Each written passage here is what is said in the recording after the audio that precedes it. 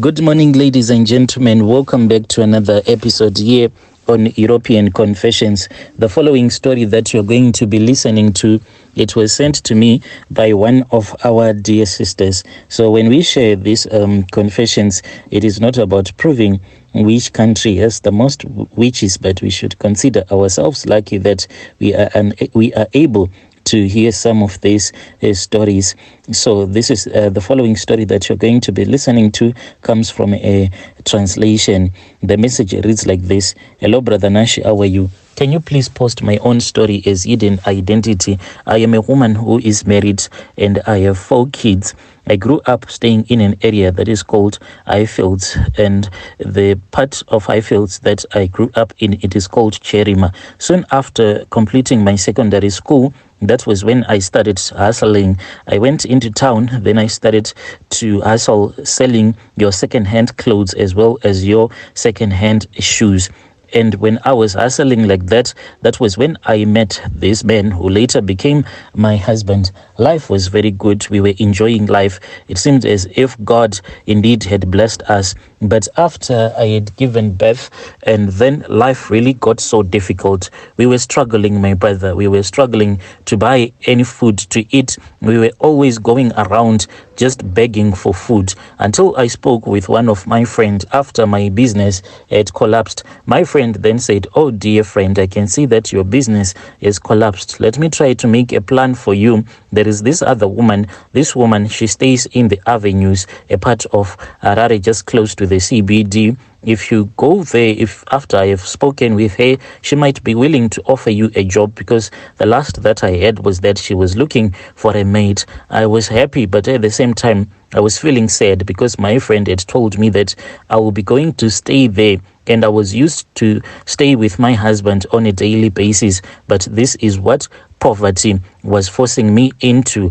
And then I went to the avenues and I met with my new boss lady. She introduced me to her family and her husband, and she told me that as long as I was working for her, she was going to take care of me. And she told me that even if I felt hungry, I should just go to the fridge and just feel free to eat anything that I wanted, even to watch TV. She said, "I do not like a maid who treats herself as if she is a slave," because what I had heard was that most of the people, they do not want their maids to sit on the couch. They want their maids to sit on the floor. But she said that she does not have that type of a rule in her house.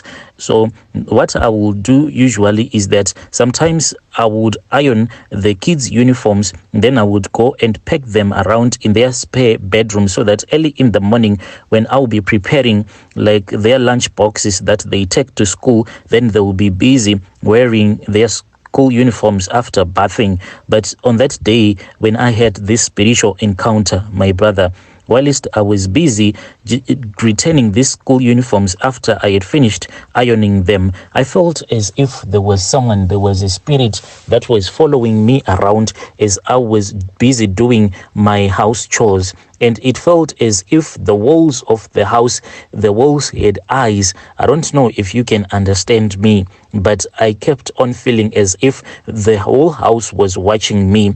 Even when I would go into this spare bedroom, when I would go into another one, there was always something that kept on following me.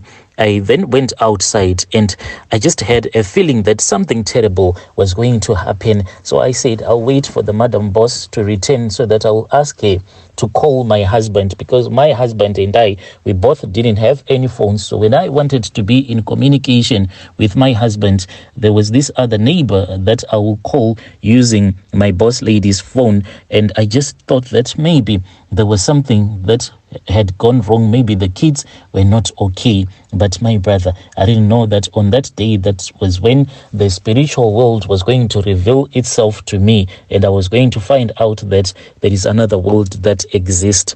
When the sun was going down, I then started to remove the clothes that I had them hanging on the washing line, and I waited for the sun to really go down so that I can go and remove these other shoes. So after washing the shoes, what I will do is that I would go and place them on top of the Jura wall so that they can quickly get dry.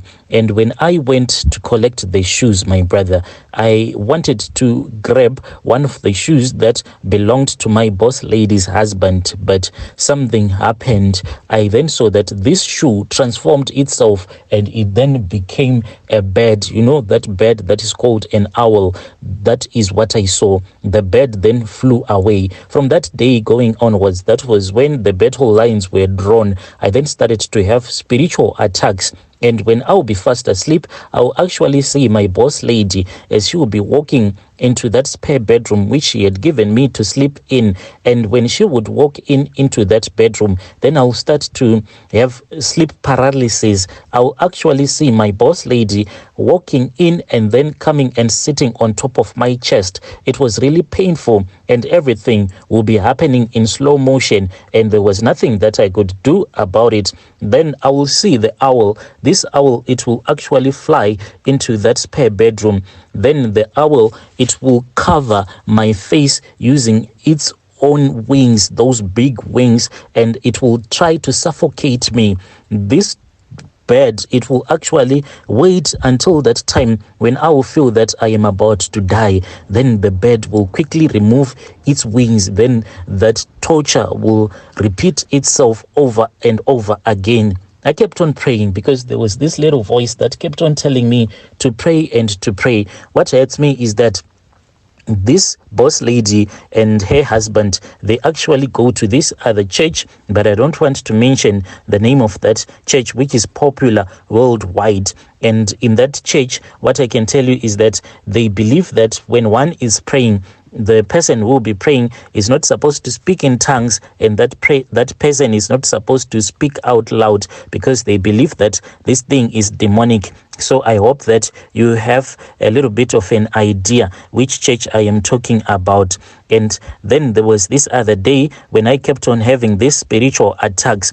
I then had a voice that kept on telling me to pray and to keep on praying. So the boss lady had told me that indeed, if I wanted to pray, I should not pray whilst I will be shouting. So as I was praying alone in that spare bedroom, I was actually whispering, you know, that soft prayer when you are just meditating, speaking with God and keeping your voice low. But to my surprise, my boss lady came and she was punching the door and she was screaming at me. So I let her into the spare bedroom and she kept on insulting me, and she said that I should not pray screaming like that. So this really surprised me because I was whispering and meditating, yet she claimed that I was screaming on top of my voice, trying to prove a point, and I then remained quiet. So what I started to notice is that whenever I would sprinkle, you know, that coarse salt in the bedroom when it will be time for me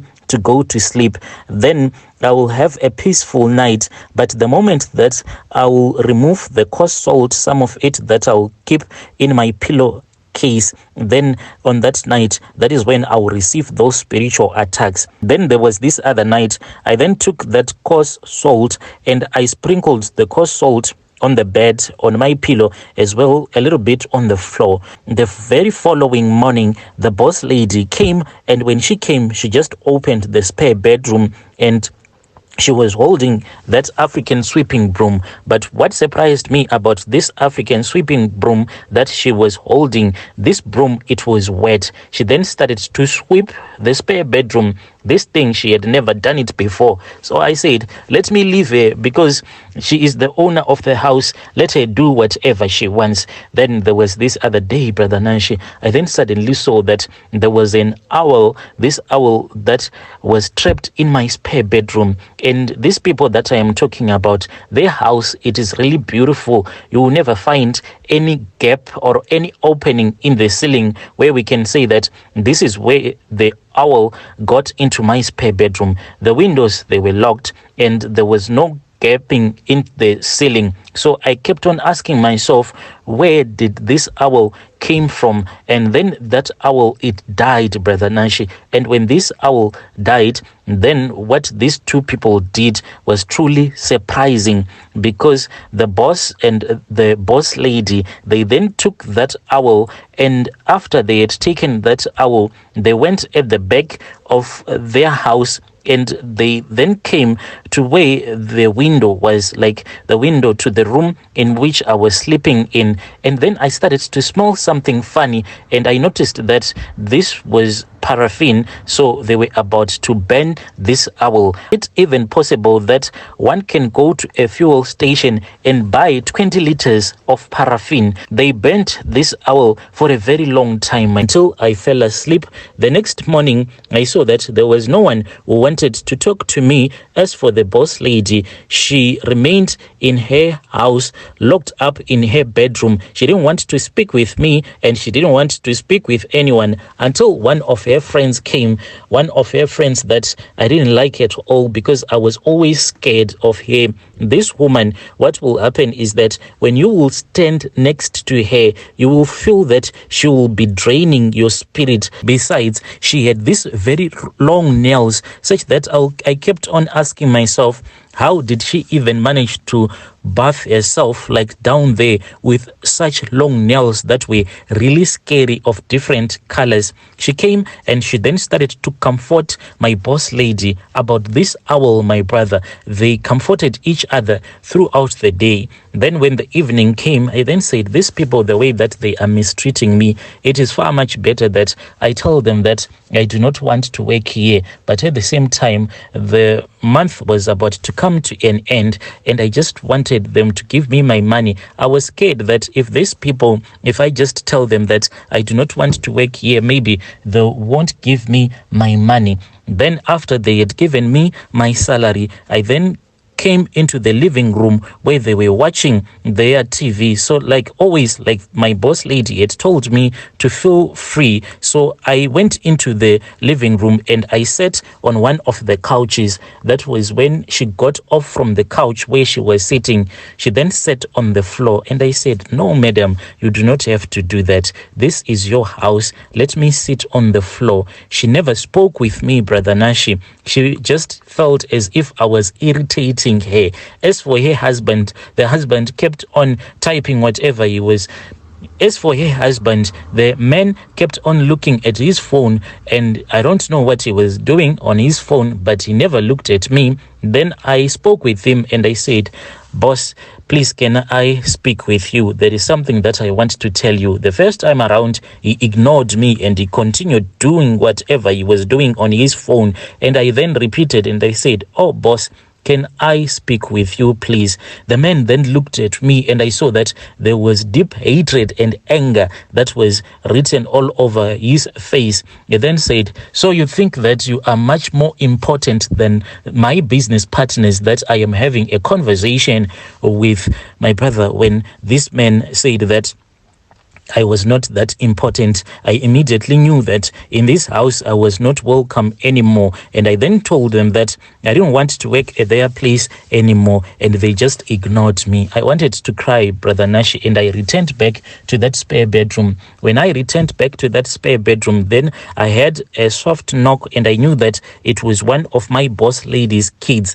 The child just walked into the spare bedroom, and she was like, my mom has said that she does not want you to sleep in her spare bedroom today. You need to make another plan. So I then said to her, can you please go and ask her, where am I supposed to sleep? My brother, these people, they insulted me. Later on, I then took my blankets and I went and I slept on the kitchen floor. But let me tell you something, even though when I had been working for these people and they had given me permission to do whatever that I wanted, but at night I had no peace at all. But the night that I went and I slept in the kitchen on the kitchen floor, there was so much peace. Next morning, I was woken up by the boss lady's husband. He was moving around the kitchen and he just wanted to show me that he was awake. He was busy making his breakfast. And then I woke up and I said, let me prepare the breakfast for you. This man, he got so angry with me and he said, if you are going to do your house chores today, who is going to pay you? Because I'm not going to pay you. And I knew that this man didn't want me anymore in his house, but I just said, God, you are going to provide another job for me. And indeed, God provided another job for me after I had given this testimony. That was when at church I was told that the church was going to make another plan, and I am now working as a maid, but I am working for this other couple that I go to the same church with. But this is my own spiritual encounter that I had. Dear listeners, right there was a narration of a story that was sent to me by our dear sister. Do you have any spiritual encounter that you once had? If so, you can come to my inbox and tell me your own story. Yo.